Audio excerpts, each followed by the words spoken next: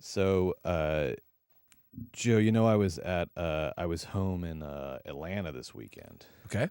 Back in your stomping grounds.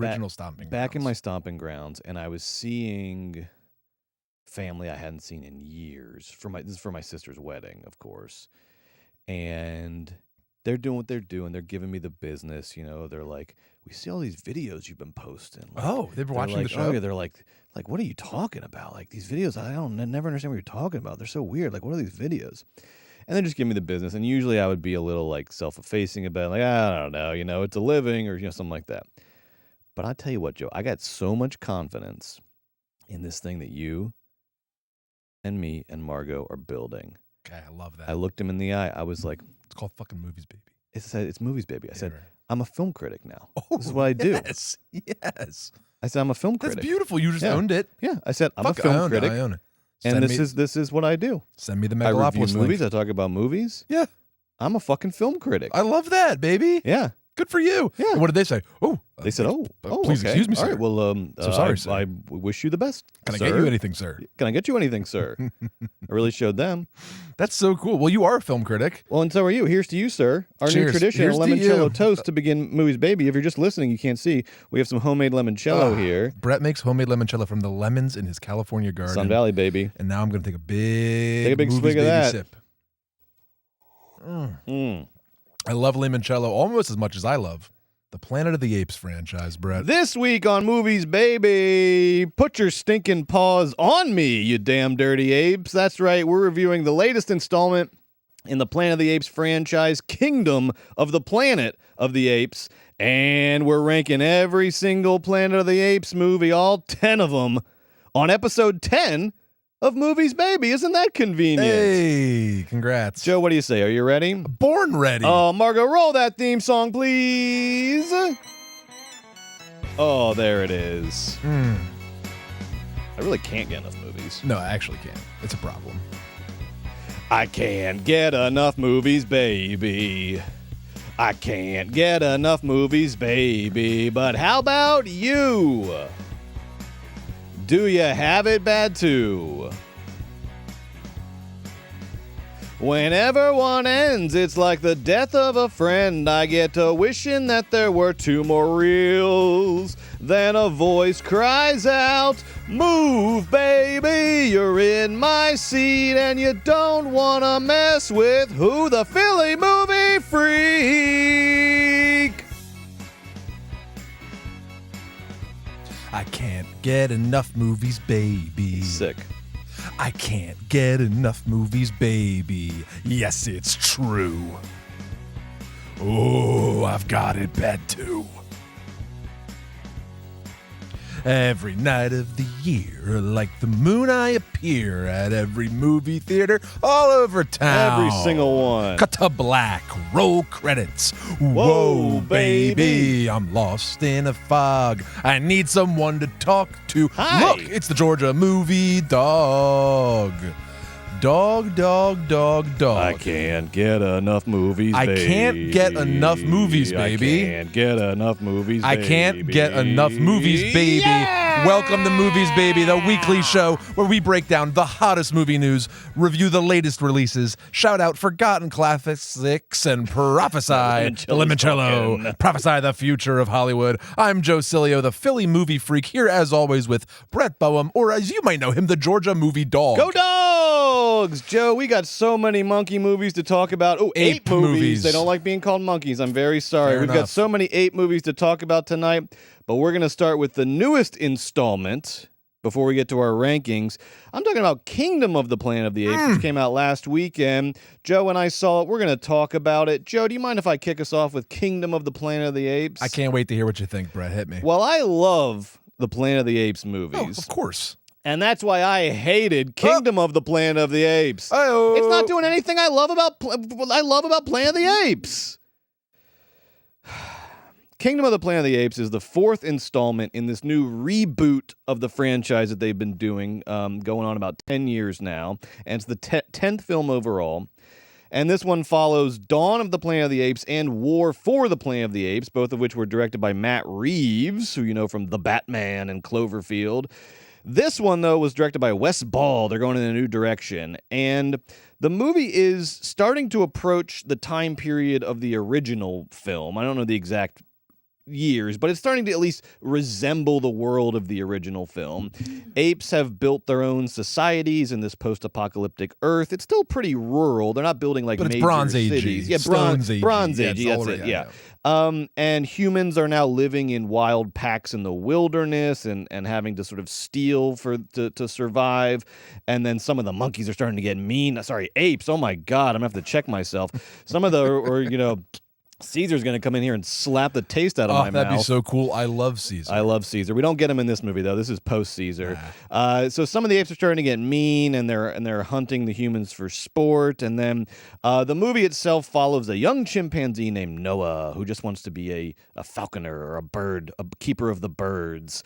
But his village gets burned to the ground by the mean apes, and so he embarks on this journey alongside a human woman named May and a wise orangutan named Raka to reunite with his clan and determine the future of where apes and humans are going, blah, blah, blah, blah. All right, here's what I liked about Kingdom of the Planet of the Apes. I'm going to start with the positive. I'm going to sweeten the pot, okay, before I hit him over the head with it. I got to say, I don't think in any of these reboot franchises, which rely heavily on CGI and motion capture, I don't think the CGI and motion capture has ever looked better than in Kingdom of the Planet of the Apes. I thought it was phenomenal. And specifically, because we rewatched all 10 this week. Yes. The previous couple, I mean, it's obviously great. It's as good as it could be in the years that these movies came out. But in the previous ones, you can sort of like the blending of the CGI is not always the best against the background. Like you can still, there's moments where you can sort of tell as though it's almost like a slightly, when you see the edge of a green screen around a person. Like there's moments where like you don't see that, okay, but like that's funny. The blending. Yeah, imagine the Planet that. of the Apes, like Weta left a little green above Caesar. Yeah. And look, I know it's as good as it could possibly be at the time, but it just keeps getting better, and this is as good as it's ever been. Like the light and shading on these CGI'd motion capture monkeys, freaking phenomenal. It's amazing because so Weta, yes, Weta, the amazing SFX, Peter Jackson's New Zealand FX company, right? It's his Industrial Light and Magic. They did the Reeves pictures, they did Rise, and then of course famously they did the Avatar Way stuff. of Water. They're just coming off Way of Water. Was the last one they did. Way of They're Water. coming off Way of Water, and that's why in this movie you get so much water. We even see wet apes. So they combined the patent of their hair technology that Weta made for War with the water technology they made for Avatar 2, a bad movie. Yes. And you're right, Brett. Like sometimes the movie looked incredible, and it's a ton of CGI because it's so much more apes per minute than usual. Usually there's a little bit more humans. This is all apes. For the first half of the movie, it feels like you're watching a really good cutscene from a video game. There's no human actors. I know. But it's also not like animated. So you're like, I guess I'm just watching a computer that somebody left on for a while. Like there's a lot of CGI, a lot of reliance on CGI. Now, but because the CGI is so good, it almost solves the biggest problem that I've had with these recent Planet of the Apes movies, which is that the trademark of the original run and the Tim Burton one, one of the things that made them so good was their reliance on costumes and prosthetics. They didn't over rely on VFX. Instead, they really invested heavily in costumes and prosthetics. First with the legend John Chambers on the original run, and then with Rick Baker, also the legend on the Tim Burton one. And that's what gives the Planet of the Apes its unique dynamic, is that the apes are human actors, and there's a performance element to it, right? And I know with motion capture, we've all seen, circus running around with the ping pong balls on them. There's a performance aspect to that too, but it's not the same. When you literally have like incredible makeup and prosthetics, and then you just get to see the actor, Kim Hunter, perform the role, it just makes it so much more just sort of deep and resonant of a performance than just watching a computer animated ape run around. Point well taken. I agree, but I have to just shout out, whatever Andy Serkis is doing is different than every other actor in regards to motion capture acting, because in Caesar is basically, I don't know, one of two characters in film history that's a CGI creation that has so much humanity and depth in the animation and in the performance. But Andy Serkis ain't in this one, Brett. He's not. He's not. And look, for me, as well as it's done in this movie, it's still a bad idea. It's not what I want the future of Hollywood to be, even though that battle has already been fought. Even though, and you won, did a really good because job. to me, a bad idea perfectly backwards. executed is still a bad idea. And this points to a bigger issue for me, again, with Hollywood, which is this obsession with CGI and motion capture, because it seems to be about upping the stakes on the action, right? It allows you to just do whatever you want. Big galactic battles that we see in all the Marvel movies. You can keep upping the stakes on the action, upping the stakes. And then they think that the better the CGI gets, the more realistic the action seems. So you're simultaneously getting more extreme and ambitious, but it's not looking sort of silly or corny or non-realistic. To which I say, A, CGI, even in this movie, has never looked real. It doesn't look fucking real. And two, even if it does get to a point where it's indistinguishable from reality, and the computers are so fucking smart, and I'm so dumb, and I just get to sit there and watch the computers be smart, we're not coming to the movies for fucking realism. That's not like the central drive in coming to movies like this. And I want you to remind Hollywood of three simple words that I think they've forgotten. Suspension of disbelief. As an audience, I will accept anything as quote-unquote real if it's presented with vision and conviction and purpose. I accept fucking Marcel the Shell with shoes on as real. I'll accept anything as real, all right? It's not always about, and if you're making Manchester by the Sea, by all means, strive for realism. But in terms of like CGI and effects, this obsession with like, we gotta make the CGI more real, and then we'll hit the singularity, and then we fucking done it, and then we don't need actors anymore, and it can just be computers.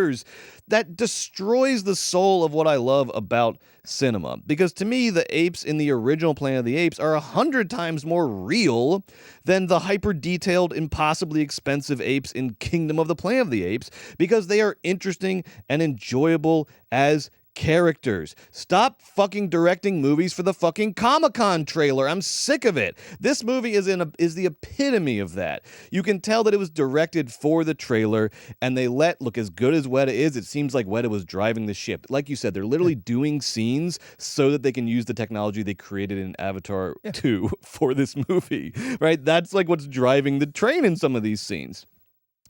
And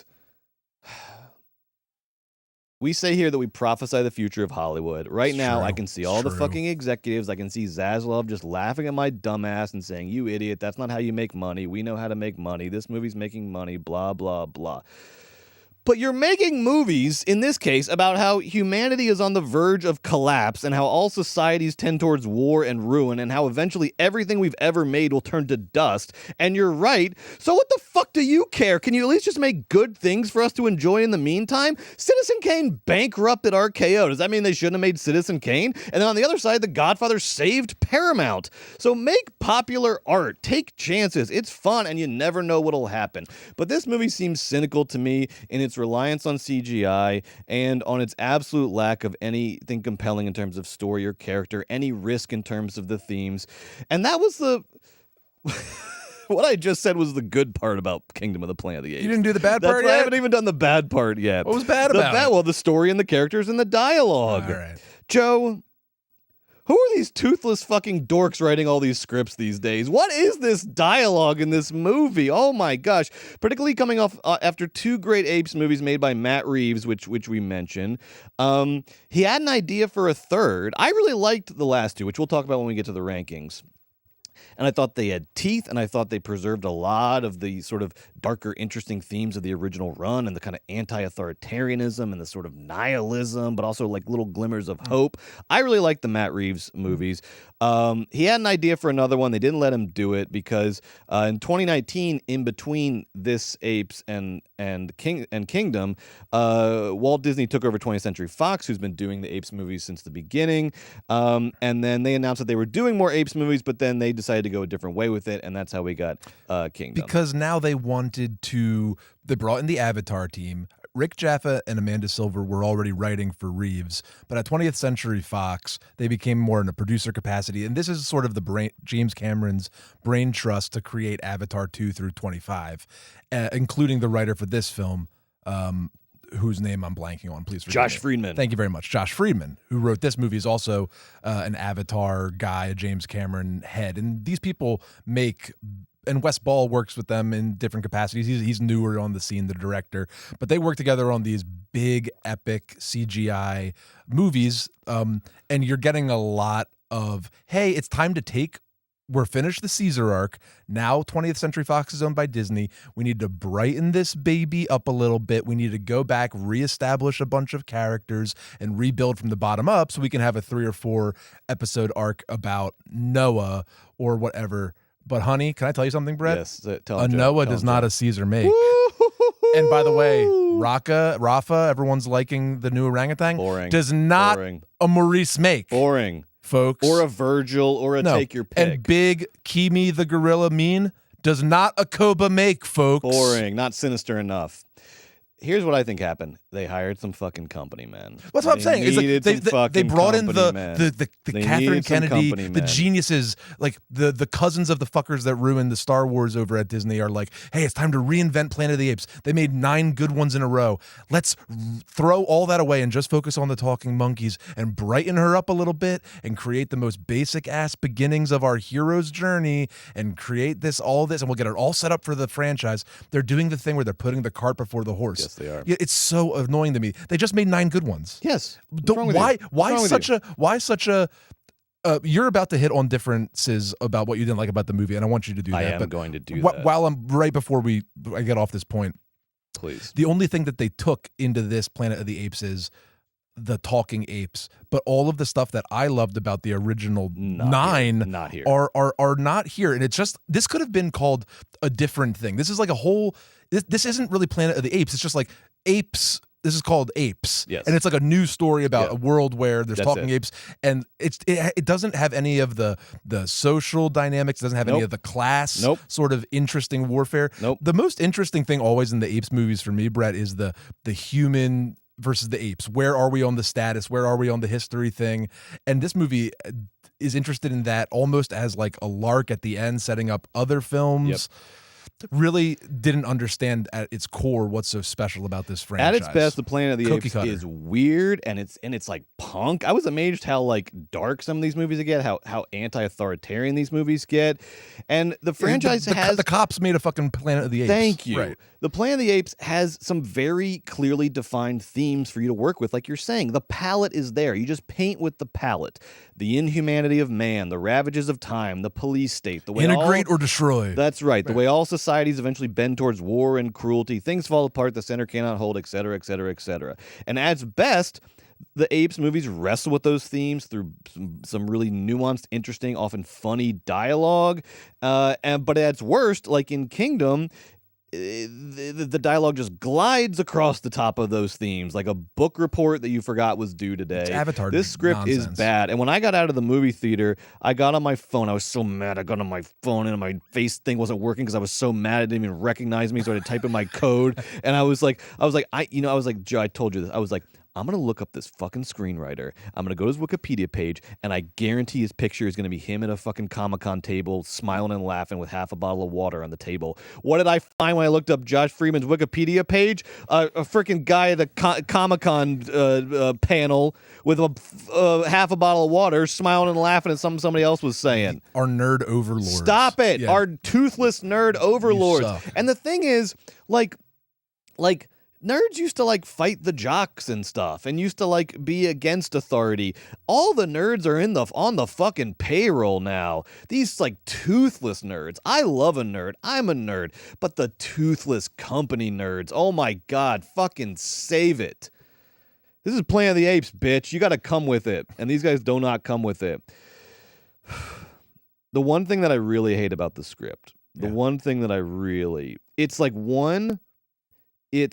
it's like sentimental and like humorless, which is not at all the vibe. It's the opposite of the vibe of Planet of the Apes. But 2, it does this caveman talky thing for the apes, which like really limits the amount you can express in the dialogue. Like it's doing, you know, this like I must impress father, must control birds to impress father, mother.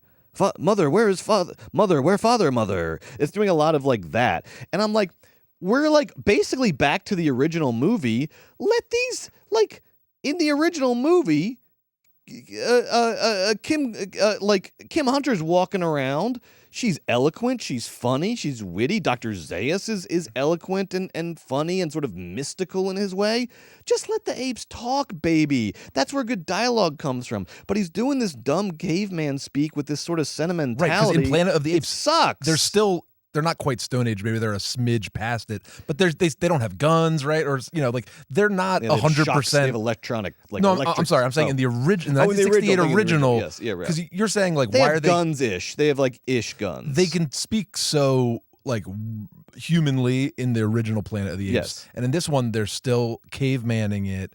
Just it's okay. It's 300 years later. We're good. Just like. Because again, suspension of disbelief. Nira. I don't give a shit if the chronology exactly lines up. You're lost in the middle now because now we just have like now no one in this movie. Literally, no one can fucking speak in this movie. Like no one can form like an eloquent, complete sentence because the humans have like already reverted, even though they can secretly talk, which you find out. But the apes are not quite to like Dr. Zaius level. So we're just why are we stuck in the middle, right? Planet of the Apes needs good dialogue. It depends on it. It feeds on it because the themes are tricky, complex, nuanced themes, at least if you're doing it right. So let me say something to you in terms that you can understand, Josh Friedman. Me want good dialogue. Me want nuance and meaning. Me want themes to feed Mindbox. Give me good themes, Josh. Fuck you and fuck this movie and fuck Disney. No, but Brett, see, it's about good versus evil and the hero's journey and learning about becoming yourself and becoming the king of the birds. I don't know. It is about becoming the king of the birds. That's the big theme, folks. That's the big theme of Kingdom of the Planet of the Apes. Is will the monkeys become the kings of the birds? We just watched all the movies again. They're all so good in their own way, and they each pick up a different sci-fi trope or genre move, and they invert it or they play with it, subvert it, like different episodes of The Twilight Zone, but all Planet of the Apes themed. And it's always exciting to watch how the sci-fi is going to manifest or how the chronology is going to be put together. And I find it interesting and fun in the original series, in the Tim Burton, and in the reboot franchise. But now here we are in reboot franchise part 2. And if they're going to like paint by numbers hero's journey this, I already saw Avatar 2. I didn't like it. I don't care how big the whale was. You're going to lose all that goodwill from Matt Reeves. These movies have a political dynamic that is essential. And then they also have a craft dynamic that I understand similar teammates were working on this iteration as the Matt Reeves iteration, but the love of the game wasn't there. And I don't want to say, there was less money in the budget. It's just there was something not right. Just too much, so much time to rebuild the world and the story. I like 300 Years Jump. I like now there's Kingdom of now the clans are getting taken over and smushed by a big mean gorilla. I like that. I like that. Don't forget where you came from, though. Don't forget where you came from. This movie didn't just spring out of thin air. Right. They've been not fucking it up for like 40 years. That's right. Whatever. People like this movie. Or do they? People liked this movie. Yeah. Guys, we got to hold Planet of the Apes to a higher standard. Otherwise, we're just going to get another one of these. Another who cares. Right. Nothing about the woman that played the part. The human lead, Mia, in this is sort of emblematic of the political atrophy of the series, or sort of this movie takes the whole humans are subjugated or humans can't talk almost like for granted. There's no stakes to it. I really feel, and we'll get into the ranking soon, but in in the fourth Planet of the Apes, in the War for the Planet of the Apes. Oh. You really feel the fear of being any version of the subjugated, the oppressed, whether you're monkey or human. Like whenever, like these movies do a really good job setting up why you wouldn't want to be oppressed in this society. And in Kingdom, we see why they're getting chased around, like in the first one. But like to what end? I don't know. It was scary in the sense that I don't want to get attacked by a giant gorilla, but it was sort of just mealy in its in its specificity of the fear, or specificity of the sci-fi moves we wanted to play here. It just became sort of soft and mealy, and now we're worried about, Simba and, the girl lion growing up, and who gives a fucking shit? You just had the best character ever. I know Caesar died, and I'll let Caesar go. But what I'm saying is this franchise is totally capable. You got the template. You made got the template. CGI character who wasn't like Bilbo Baggins. We didn't meet Caesar previously. I know he's referenced in the lore, but this is like a new character made in the 2010s with amazing CGI, computer animated, like you freaks are obsessed with all this gravitas and energy and chutzpah and history, and we were so into him. And then to come out flat, 0 for 10 on new characters, pass. I don't care that the orangutan is a hippie or that he dies like Gandalf. He's not Maurice. He'll never be Maurice. Fuck Rocca. And look, we're going to look at the box office in a second. Fuck Rocca. He'll never be Maurice. This movie's making tons of money, whatever. But this is what I say to Disney, to Hollywood, etc. Stop fucking kids. You might be... Oh, sorry. What were you going to say? No, I thought you were going to say... I was going to say, What were you but I was say? going to say, you might be too big to fail. Maybe we've entered too big to fail. Everybody's too big to fail, and we all just have to live with it. You might be too big to fail, but you're not too big to suck, and it sucks to suck, and that's something. You suck for this movie, but I'm rooting for you on the next one. I want the next one to be good. We're huge apes guys. We love apes. We'll come in for a meeting if you want to talk shop. This is an intervention. This is in your interest. We're on your side. We're on your side. Brett, how did this movie do? We're in a fucking monkey mask. I'm so excited. How much money did this movie make, Brett? All right, Margo, let's show me the money, Margo. Let's see what the box office was this week. Oh boy! Oh, good. Okay. We're definitely getting another one. Okay, yes. So, Kingdom of the Planet of the Apes performed basically just as expected. The magic number they were aiming for domestic was over 50 million. They hit 58 in the opening weekend. Love it. So they're doing fine. If it stays on this course, it will end up being the second highest grossing of this new franchise. Dawn is the highest grossing. So they got their money. Everything worked out for the studios on this one. Let's look at some of the other movies though, before we come back to Planet of the Apes. So Fall Guy, which we talked all about, we spent most of our time last week talking about sort of the financials of Fall Guy, because that's what's most sort of interesting about it beyond outside the movie, is that they spent $130 million on what is essentially an original action comedy, even though it's based on a TV show, but no one remembers the TV show.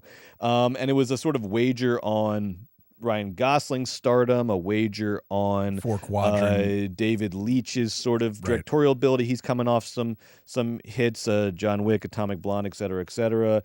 So it's a wager on a couple people, but it was a big, big wager. And it was just unnecessary because this movie didn't have to cost $130 million. There was a lot of unnecessary stuff up on the screen. It could have been tighter, and I think making the budget tighter would have made the movie better, would have forced them to be more creative. And something someone said on our YouTube channel, which we should note, is that we've been talking about the marketing and the budget. They made a good point that the marketing is not even included in like the sort of stated film budget that you see, right? Because the marketing is done differently by the is a different budget on the distributor side, and they were estimating, I don't know if this person is trustworthy or not, but they sound like they know what they were talking about. They estimated the marketing budget at like $50 million, so they're like the total budget is probably around $180 million. Absolutely. And wow, what a big waste. But this is very interesting because look, See that little green? See how everything's red? Everything always drops in week 2. That little green +6 is screens. They put Fall Guy had the widest release you could possibly have. They somehow found 6 more screens to put it on in week 2. Universal's in trouble. I think they need the Fall Guy to make its money back. So they're doing everything they can. Bringing in $50 million so far. 50 out of 130 to $180 million budget. There's also when you add in international, it's over 100. But even with international, it's still not at 130, which is like the break-even minimum. Not even break-even, the absolute minimum they would need to get to. Wow, Challenger's still at 3. Challengers is almost made as much as the Fall Guy. Challengers is at 38 domestic. 38 domestic. That's unbelievable. Even though it dropped off almost 900 screens this week, it's at 38 domestic. See, and because it had viral marketing, it didn't need fucking a big marketing budget. It just had that picture of Zendaya and the 2 boys kissing her on the cheek. Perfect. Which everyone thought was the sexiest thing they'd ever seen in their lives. Yeah, brother. Tarot, as Joe said, the worst horror movie of the years. The second worst. Still making money. Oh, second worst. Thank you. And it's it stayed on exactly the same number of screens, and it's brought in 12 million so far for Screen Gems, which is a Sony joint. And there's your favorite, still 5, still going strong. People are still going to see Godzilla Kong. Week 7 of People Godzilla are still Kong. going to see it's Godzilla made $191 million, Brett. That's crazy. I think it's still in 5th place. When you add in international, I think it might be the second biggest movie of the year right now after Dune 2. It's already made more than Kung Fu Panda 4, which is 8 this week. It's in its 10th week on. Wow. And that's also made 191 Kung Fu million Panda 4, though, far. I think we'll look at this maybe in next week or the week after. We're going to look at sort of like worldwide box office for 2024. A little preview of that. Kung Fu Panda crushed internationally. Crushed. And Civil War is up there as well. Civil War, if you add in worldwide, is over 100 million worldwide for an A24 movie. That's really cool. It's wild. It's cool. Even though I didn't like it, I applaud it. It's juicy juicy material. I get it. You know? I get it. All right, now for the main event. This is very exciting. Yes, Joe and finally. I, in one of our extreme fits of wisdom of movie obsession, we watched all 10 Planet of the Apes movies this week. All 10 going back to 1968 all the way up to the current day. And we're going to rank them for you best to worst. How do we do this? How about this? Let's look at the Margo. Do you have that full screen of all the Planet of the Apes movies? Maybe just quickly refresh. So here they are. Starting in 1968. 1968, of course, with the original Charlton Heston, You Damn Dirty Apes, It's a Madhouse, Statue of Liberty on the Beach, etc., etc. And then in 1970, we get Beneath the Planet of the Apes sequel, directed by Ted Post. The original, of course, directed by Franklin Schaffner. And then 1971, Escape from the Planet of the Apes, directed by Don Taylor. And then we get 2 directed by J. Lee Thompson to end the original run. Conquest of the Planet of the Apes and Battle for the Planet of the Apes. Then we have to wait, 30 years until old Tim Burton got his thinking cap on and said, I want to do a remake of Planet of the Apes. So he does that with Mark Wahlberg in 2001. And then 10 years later, we get this new run we're on, this reboot series, which are essentially prequels leading up to the 1968 movie. Rise of the Planet of the Apes with James Franco, directed by Rupert Wyatt. And then the 2 by Matt Reeves, Dawn of the Planet of the Apes and War for the Planet of the Apes. And then finally this most recent one, Kingdom of the Planet of the Apes, directed by Wes Ball. So, Joe, how about let's kick it off. Give me your bottom 5, and I want to see how they correlate to my bottom 5. Let's just take the temperature, see how we're doing. My bottom 5, I believe, go like this. 10, the worst Planet of the Apes movie is Kingdom of the Planet of the Apes. Joe, I have Kingdom at 10 as well. Kingdom of the Planet of the Apes, I guess for, if it was just a regular week at the movies, I would say this is a bad movie. Not the worst movie I've ever seen, but not great at all. For a Planet of the Apes movie, this movie's last. This movie gets 10th place, Brett. Yep, I have Kingdom at 10 as well. That's right. 9 and 8 and 7. So I adore the original 5. I love the way it looks. So I love good. the actors. Oh my I love God. the whole gestalt, the kitsch, the color, and also the humor, the intelligence. And it's not just the kitsch, it's also the hot, like the shattering sadnesses and the they get so dark, intensely real stuff, so and dark, just wonderful movies. So basically everything from here on out is good movies. I just want to say that I like all the movies that we're about even to like talk the about. Tim Burton. Yes, I like it. It's not like that this. The rest I of these like movies, but there are 3 that are not great. Okay, but I like them, and those 3 are the Tim Burton one, Battle for the Planet of the Apes. That's the 5th one of the original series, and Beneath the Planet of the Apes. That is the 2nd one in the original series. I would call those the ones that are a slightly less than good. They're pretty good, or they're okay, or they're not great. Because Beneath the Planet of the Apes, the immediate sequel, is the first half of the movie. I was really let down because it's literally just a rehash of the first one, to the extent that they have like a Charlton Heston doppelganger, because Heston didn't want to be in it that much. They had to like really twist his arm to be in it at all, and so he's just like sort of in a framey sort of narrative at the beginning and the end. So the first half is just a sort of lukewarm rehash of the first one. And they finally go into the secret zone from the first one, but and I'm all hyped up to see what's behind there, and all that's behind there. Well, it sounds interesting, and it looks cool, and it certainly is weird, but it feels more TV-y than as grounded sci-fi, or at least elevated sci-fi, that the other ones in this portion of the series sort of feel. These aliens that live under the ground that worship a nuclear bomb sounds cool, is technically cool. It's just okay. It just feels a little. Yeah. It just feels. It's better than everything that's come before it in the movie, and it like salvages the movie from being 10 on this list for me. It's just not my favorite bad guy ever. I guess. No, it's like a little weird religious cult that speaks telepathically and worships a golden nuclear bomb, which does sound which cool. they do set off, and which does. Charlton Heston. Now this one, maybe we're gonna put it at the bottom here, but let's just say maybe the best ending of the whole entire gosh darn thing. And this franchise has nothing but good endings. Insane. Nothing but good endings. The ending Charlton of this one's Heston awesome. Reaches up and ignites the nuclear bomb, and then you hear a narrator say, like, in a distant corner of the universe, circling an insignificant sun, a little green planet is no more. And you're like, shit. Cut to white. Like, and cut, whoa. like you have not since the Sopranos season finale has there been a harder cut. It is so hard. It is the hardest cut I've ever seen in a movie. Like the movie is like, this movie is over. This movie's really over cool. now. Well then that's so distinctive. I like that though. It's really funny. I like that too. So let's not put it 9. No. 9 though. How about I'm gonna pitch you on Battle at 9. I can put 9.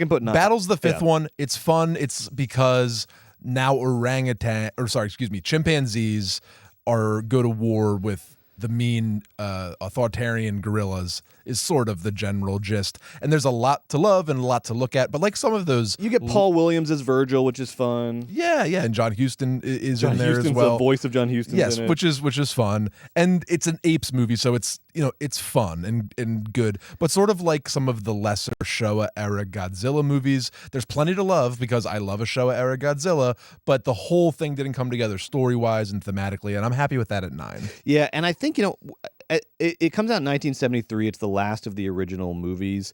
And I believe it's like a year away from the TV series coming out, or maybe a year or 2 away from the TV series, and it feels like a pilot of the TV series. It just feels like an episode of a TV show. It just doesn't have like the scope or the depth that we've come to expect from the previous ones.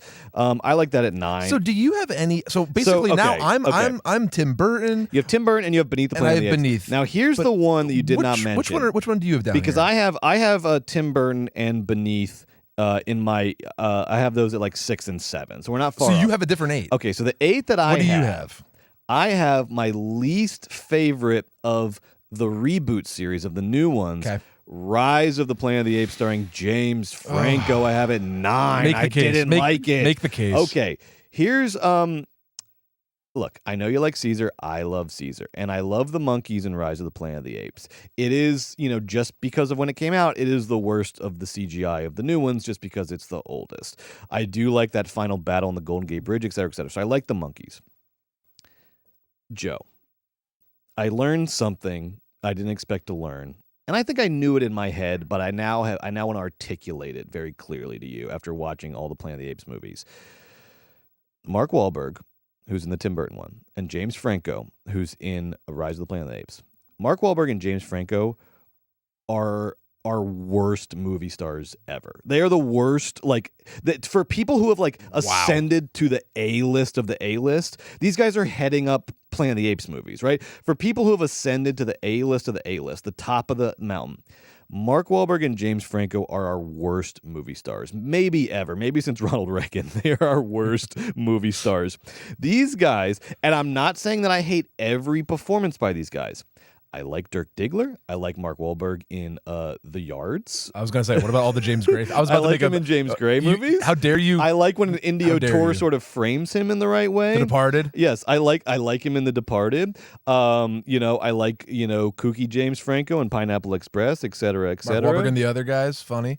Mark Wahlberg is funny in the other guys. But when these guys are just trying to do movie star thing, when they essentially have to be like Harrison Ford, they cannot do that. No. They cannot freaking do that. It is...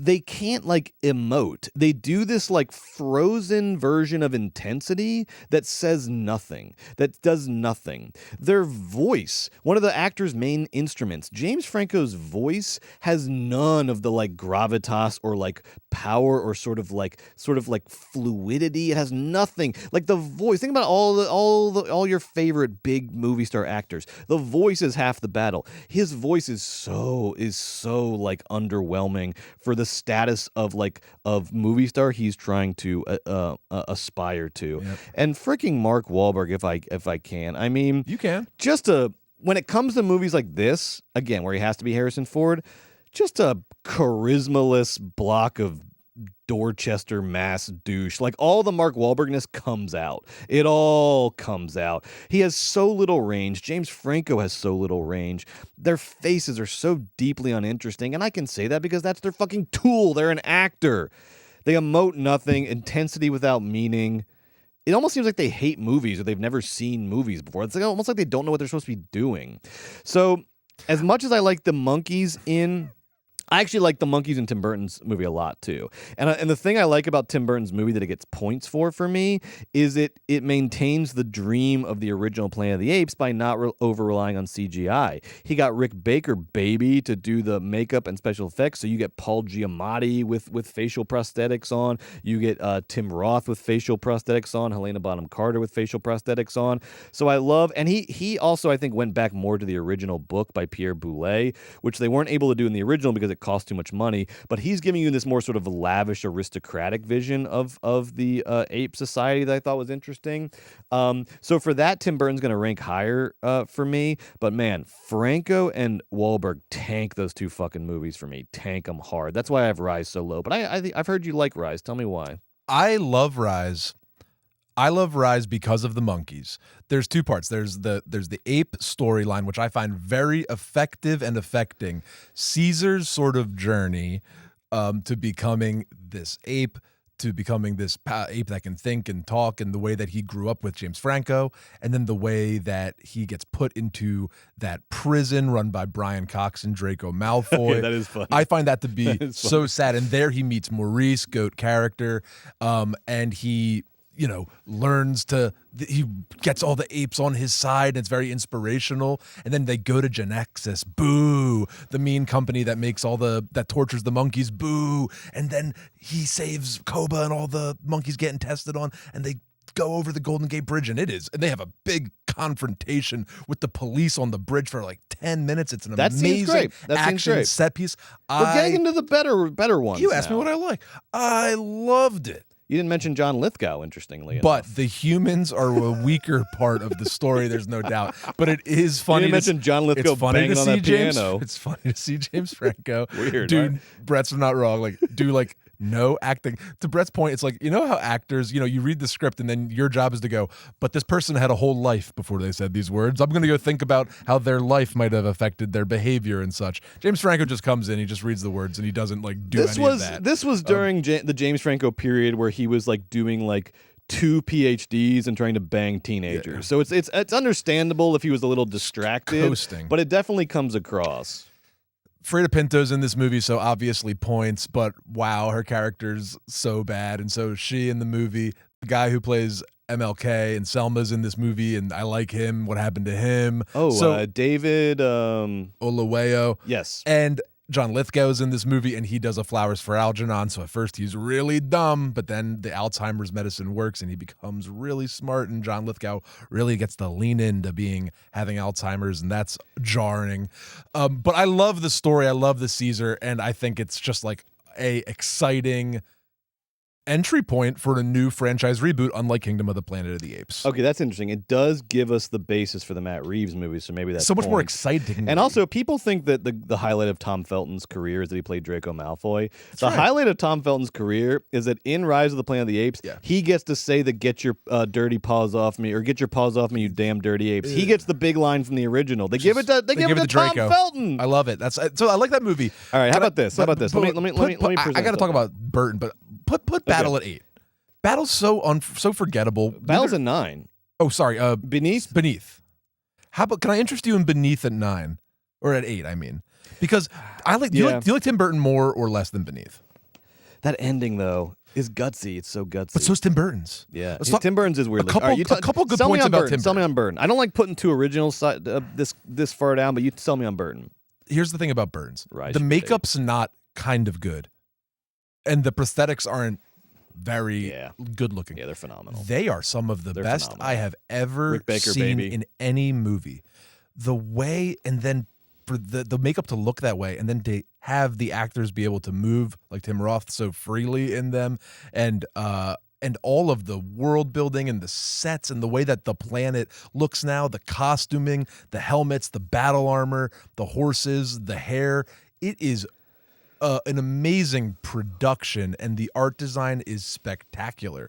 The script, bad. The story, kind of interesting. I like the reshuffling of the deck for this Planet of the Apes and how the humans and the apes interact, and how the humans, and how Mark Wahlberg's from the future, and how space is used. And at the end of Tim Burton's Planet of the Apes, it has a really effective twist ending, a la the '68 Planet of the Apes. He nails the ending, but with a new shockingly flavor he nails it. That's so fun and cool. An impossible task, and he nails the ending with a equally fun but different twist. The women, there's a human woman and Helena Bonham Carter's ape woman that both, like, for whatever reason, will not stop lusting after Mark Wahlberg, and their love triangle is so impossible to watch. Helena Bonham Carter gives the worst performance of all time. I think it was pre-divorce sabotage. She must have hated Tim at this point, because holy shit, she, a good actor,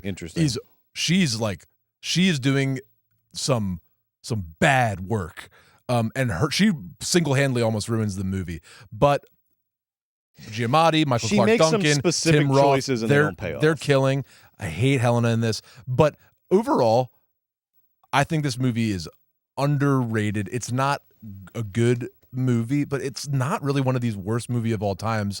I didn't want to turn it off, and I kind of wanted to walk out on Kingdom. Yeah, about an hour into it. You're right. It's also a movie we have to evaluate all these movies in their entirety, including Beneath the Planet of the Apes. We can't just like focus on like the fun weird ending, because I found Tim Burton's got better as it went on. Like the first. I mean, pre getting to the Planet of the Apes is unwatchable. Like Mark Wahlberg on the spaceship, and then he gets that weird Zoom call from like his friend. It's just saved and it's by the most incomprehensible like friend group you've ever seen in your life. He's mean to the it's chimp. like somebody got engaged, and you're like, who are these? These are your friends? Okay. Yeah. No, it's not. Look, it's not a great movie, but I liked it more than I liked Beneath. Okay, I did. I just did. But you're not gonna. I'm not dancing with you. Rise can't go at 8. I'm not dancing with you on Rise, because Rise is my second favorite of the new reboot series. Third favorite. No. Second favorite? Yes, honey. Better, just to test the waters. Yeah, you think it's better than Dawn? I do. You're fucking crazy. A smidge. That's insane. A smidge. That's insane. insane. They're all very tight. A smidge. I don't think that Oh, they really figured out Jason Clarke and Kerry Russell's characters in Dawn so much better than James Franco and Fredo Pintos. But they're such good actors, though. It doesn't matter. But, like, so what? Kerry Russell's completely and totally underutilized. And Jason Clarke, all of his parts are like, get back to Koba. I don't care about your fucking waterfall generator. But that movie's about your boy Caesar. I love Caesar. Yeah, that's the ultimate Caesar movie. Listen, I think that's the Caesar movie. Is Dawn. Well, okay, look, Dawn. Since we're talking about Dawn, Dawn has Caesar and Dawn has Koba. Koba, the mean monkey that was really tortured. Humans start encroaching on their lands, and he wants none of it. And Caesar keeps showing mercy, and eventually Koba takes down Caesar and tries to do what's the bad lion in Lion King? Scar tries to scar, Caesar's Mufasa and take over the world. Now Gary Oldman is in it. I think the San Francisco falling apart is very effective. I really like Dawn. I really like Rise. I think Rise is underrated. I don't know why you like Rise so much. Because I really love all the monkey parts and I really like the story. How about this? Look, so Let me hit you with a red line here.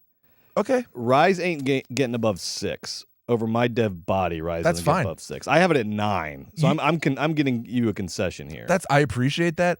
Don't be the guy that puts Rise under Beneath, and you're gonna be sorry. No. It won't. So I'll put Rise at 6. That's my concession. That's a concession. That's a huge concession. Okay, thank you. Rise is at 6. Rise high, rise up. I almost want to put Burton above Rise, though. I'm coming around on Burton the more we're talking. I about really it. like Burton. What about Rise at 7, Burton at 6? Yeah. Yes. Okay. Yes. Yes. That's good. That's it. That's it. That's it. That's it. Why? I still gave you 2 on Rise. I still give you 2 I love points. that. I love no. I like the Tim Burtons. People say, "Oh, Tim Burton, Planet of the Apes was the beginning of the end of his age of being at his height." No. Planet of the Apes is the end of the height, not the beginning of the end. Mark that. Write that down, folks.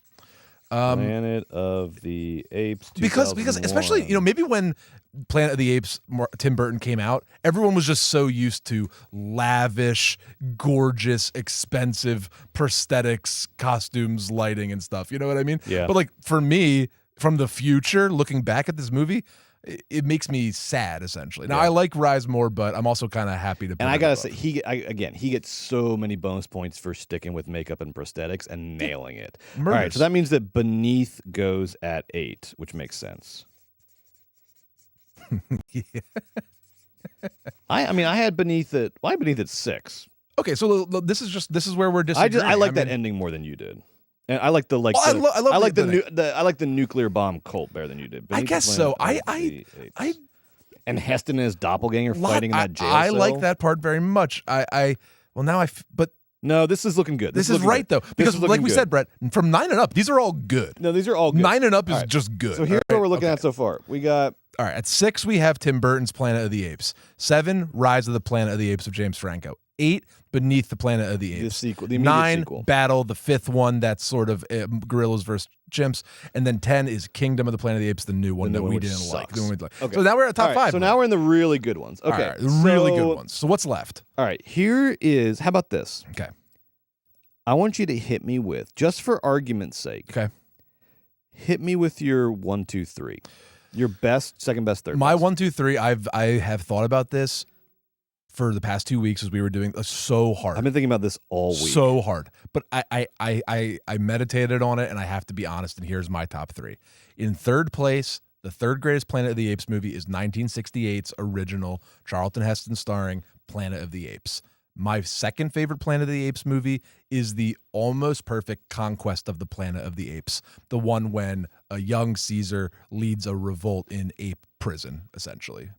And then my favorite Planet of the Apes movie, my number 1 personally, Brett, would be the third movie in this franchise, Escape from the Planet of the Apes. In this movie, after the second movie, the whole world goes to white. It's done. Except what we learn in 3 is a pod or whatever has shot out of time with Dr. Nira and Cornelius, and they have gone back in time. They've gone intergalactically elsewhere, and they landed on Earth in early 1970s. They are alien. They are brought to the trial. People are freaking out. Here's these talking apes from space. Oh my God, these aliens have visited this planet. And then what does this movie do? it just invites the aliens in with open arms and shows them an amazing time. They become celebrities. For like 45 they become minutes like to an pop hour. culture celebrities. They just get like, and it's so fun to watch. It's the most thrilling sci-fi twist of them all, is watching the aliens be shown around very politely by their beloved fans, humans. But But there's always a freaking fly in the ointment. So with they're going to they're shopping on Rodeo Drive. They're trying on suits. Dr. Zira is speaking dresses. at the Bay Area Women's Club about like female lib, like 1970s Truly. style. They're going to getting cocktail parties. ovations. They're getting taken. Someone takes Cornelius to a boxing match, and then he pans in on his face. His face is a monkey, and he goes, "Ghastly," or like he's like ghastly, inhumane. Roddy McDowell is Cornelius. These humans are ghastly. But behind the scenes this whole time, while you're enjoying this fun little sort of sitcom version of Outer Space Apes in the Big City, it's the most enjoyable thing you've ever seen. The government is plotting about how to destroy them because it knows that they're going to give birth to they've found out about the prophecy of where the world is going, and so they want to destroy these intelligent apes before the intelligent apes destroy them. And the last third of the movie, the third act, takes this 180-degree hard turn into just some of the like tensest, darkest material I've ever seen in a sci-fi movie. They like hunt them down. These three people who have been celebrities so scary, right? are being hunted through the streets, hunted into this like abandoned ship, like off a Long Beach or something, and with their newborn baby, and they're being hunted by the military and by these government operatives, and they have a little baby. Ends in this like tragic way, and it's so sad, and you're just like it is this just like whirlwind of emotion you're being put through. Joe, I had the exact same three. What? I had the exact same three. You had Escape 1, Conquest 2, Escape, Planet of the Apes 3? Joe, Escape from the Planet of the Apes is one of the best sci-fi movies I've ever seen Isn't in my life. It's so good. Creative. It's so good and creative. It's such a different flavor. Yes. And then to pull off the tonal shift Yes. to such a high degree is not easy. Yeah. And they make it look easy. Like, when a movie decides to be sad, it's sad all of a sudden. No, this is like expertly crafted sci-fi. Such a tense, dramatic, heartbreaking ending. I loved Nira and Cornelius, who I didn't care for in the first two films. I thought they were annoying. They're so good. I love that they play up their marriage. I love that they play up their marriage. Like they do all these old married couple things. Oh God, it's during so like good. government hearings. It's so inventive and funny. And Amy was watching Escape from the Planet of the Apes with me early on, and she was there for when they're celebrities and they're shopping on Rodeo Drive. The greatest. And then she had to go work, and I came back after I watched the movie. I was like, Amy, Escape from the Planet of the Apes hits you in the fucking gut so hard. I'm like crying. I'm like in turmoil over this movie. And she's like, "What? Yes. The sitcom where the monkeys are shopping on Rodeo Drive?" I was like, "Amy, you got to watch this movie. It looks pulls amazing. it off, and it pulls it off. It has so many surprises. It looks amazing. It is great character development. It's totally heartbreaking, and it propels you into the next bit of this franchise. And we didn't talk about one of the great characters in all of the franchise, which is Ricardo Montalban's amazing circus. Oh my circus. God, Armando. Yes, Armando, who runs like this humane circus. He's like Schindler, and not to be crass, but like that's he as an analogy, he saves their child Yes. from being executed by the government essentially. But he's just this fun, fanciful circus master. He's like a good version of because you've seen that character forever in Pinocchio and everything. Like the guy who runs the circus is always evil. Yeah. No, what if he was good and fun and humane? That's the best thing about Apes. Yes. So what if it was fun for an hour? Yes. It's so different and so cool, and it lands like a fucking 1,000-pound piano on your head. But there is, just for the Conquest heads out there. losing Conquest their mind, is the real deal, though. Conquest is so good. A hair's breadth away. So close. Really, I think so close. Escape 1A and 1B wins because it's so distinct as a piece of sci-fi, and it lands with such a thud, and it's enjoyable the whole way through. Similarly good the whole entire way through, and I mean very good, is Conquest of the Planet of the Apes, the fourth film in the franchise. So this little baby, Ricardo Montalban, does successfully get him to escape, despite the government thinking that they killed him.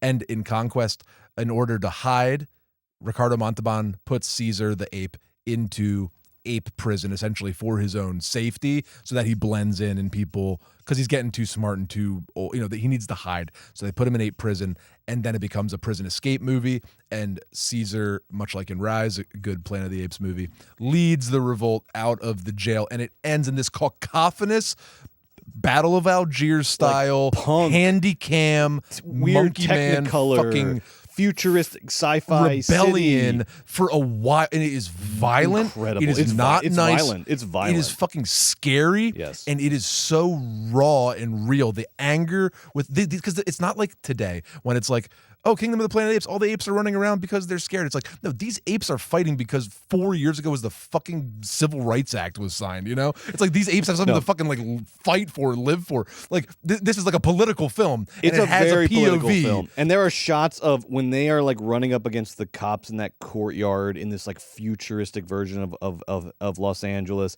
and they like show the like apes approaching through the sort of like smoke, and then they just keep showing. When they show the cops, they don't even show their faces. They just show this incredible line of like guns and shields that just say police, and they keep cutting to that shot, and it is like, it's fucking amazing. It's so Conquest is like punk. It is hardcore. Conquest is so good. It gets second though because of this one little nugget. Yes. They changed the last minute of the film. Did you know that, Brett? I didn't. So the one that we saw is the theatrical release, because right as Caesar is about to murder the governor, the mean human that was the main baddie this whole entire film, about to bash him over the head in front of this thousands of apes watching upon him to lead his rebellion, just as this violent justice is about to be delivered, Caesar, who's filled with rage for the past hour, going absolutely insane, stops short of killing this guy, stands up and goes, but you know what? Now, in the middle of this prison riot is a time for mercy,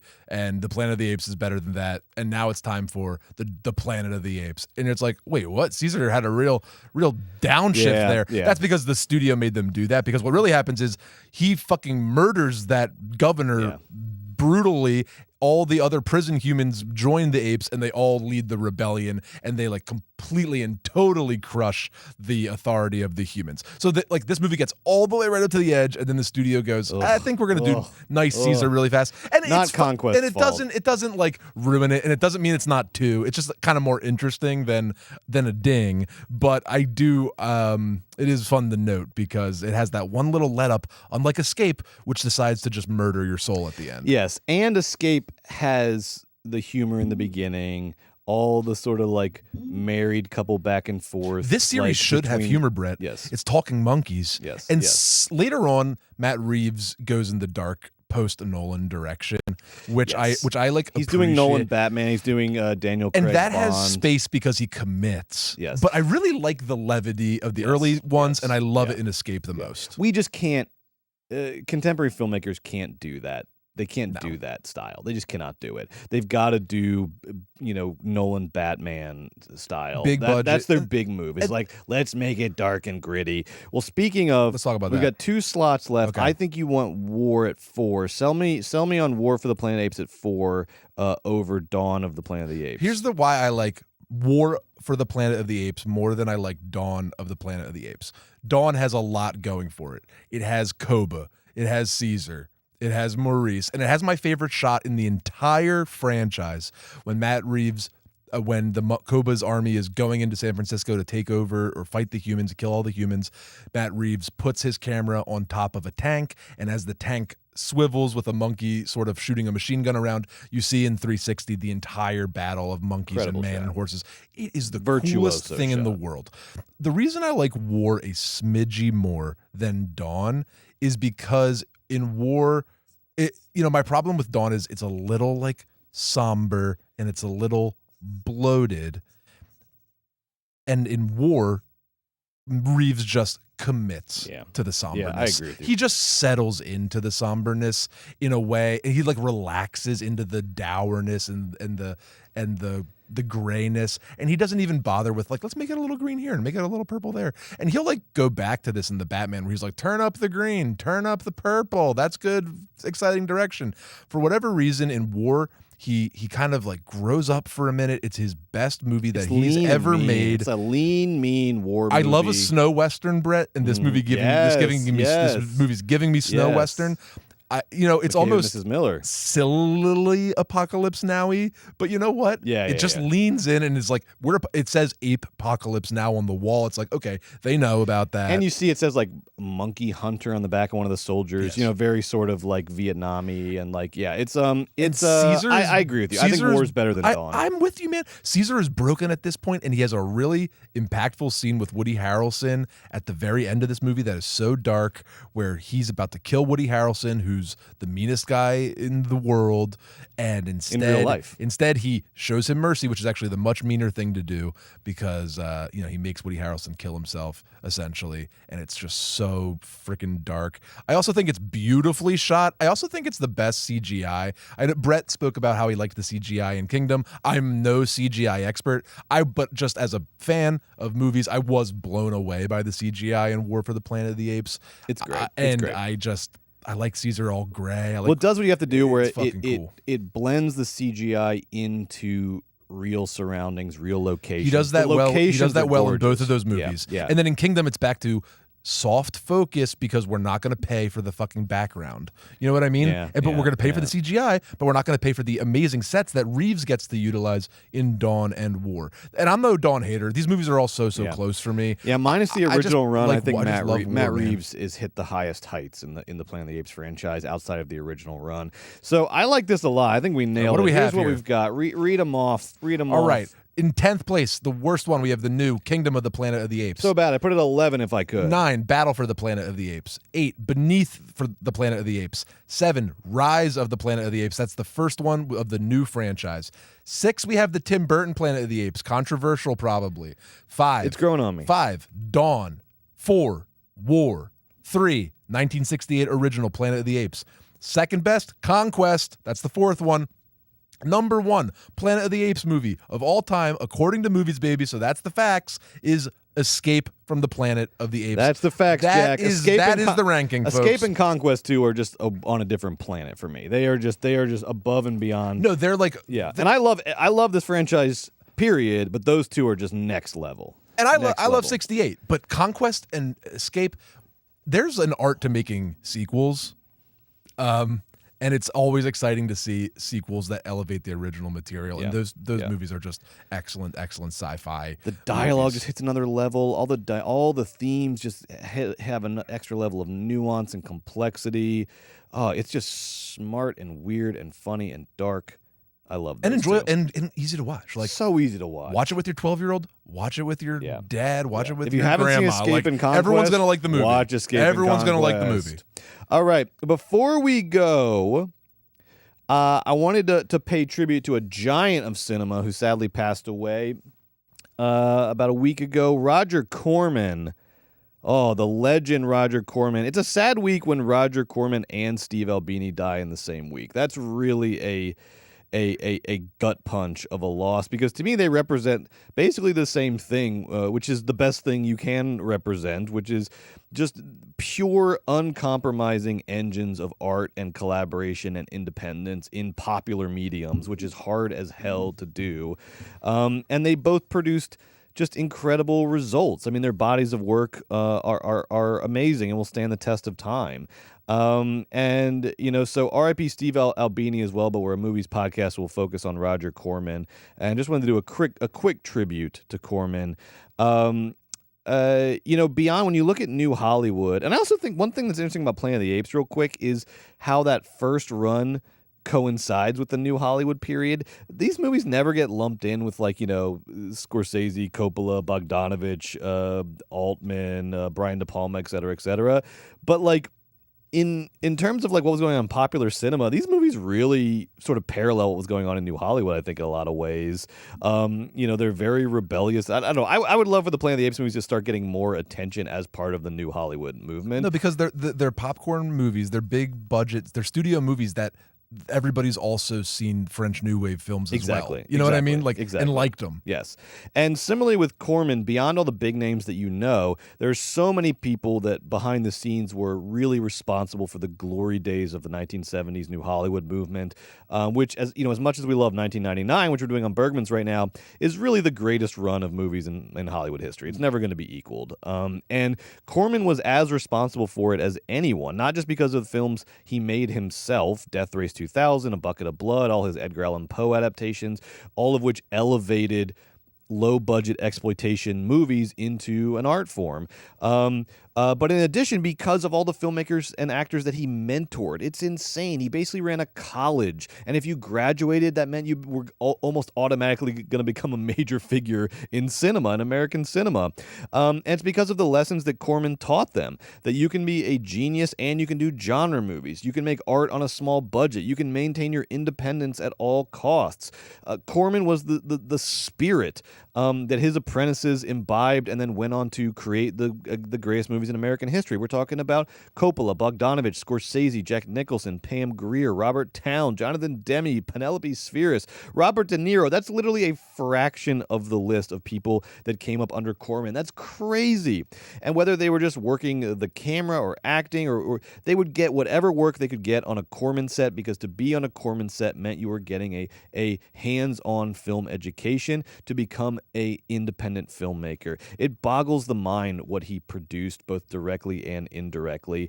And also, he would then go on to literally produce work by several of these young directors. He produced Caged Heat, which is Jonathan Demme's first movie. He produced Boxcar Bertha, Scorsese's second feature. And this is crazy. I did not know this. In the 70s, through his production company, New World Studios, Corman would...